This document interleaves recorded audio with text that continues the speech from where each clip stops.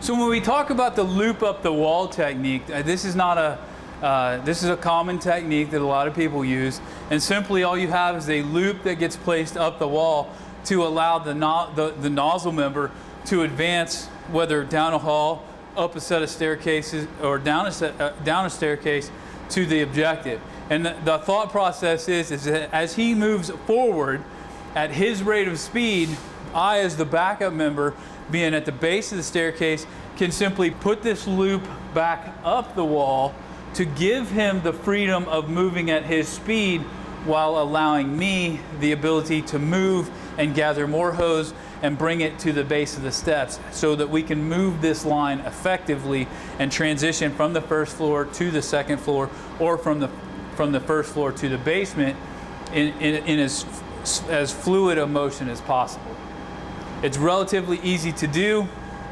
It's not overly complicated. And in some cases, you might see this loop get placed or done as a round turn.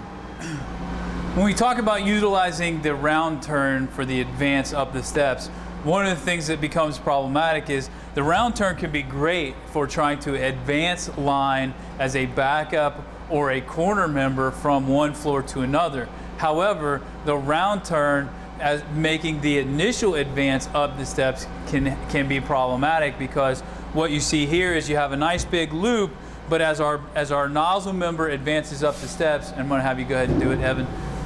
you can see that this line, in some cases it plays out great, and in other cases you might develop a nice kink right there that can reduce flow as he's trying to advance and knock down fire ahead of him.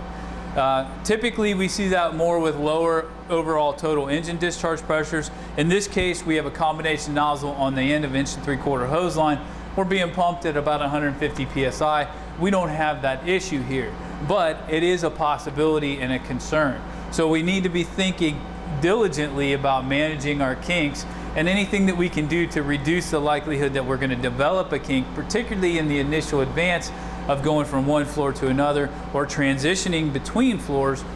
we need to try to do that. So the last technique that I would talk about transitioning between floors, particularly up, is what I like to call the drag-a-loop method. This drag-a-loop method essentially requires two people to do, and as a backup member, my nozzle member is already making his ascent up the staircase. I'm just simply going to pull a loop of hose behind me and make sure that we create this round turn, and I'm going to drag it up the steps at least halfway, and then come back and get more hose. By dragging up that loop up the steps at least halfway, what that does for me is it allows me to assure that my nozzle member has enough hose in that established loop that he can get to the top of the steps and make the turn, buying him some time at the upper level and giving him the ability to knock down fire,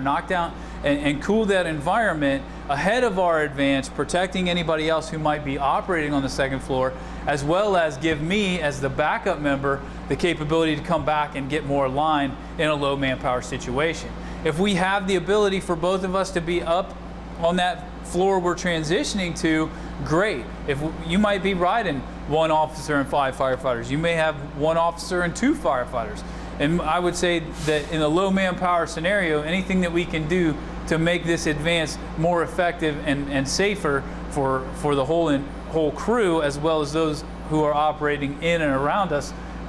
better off we are.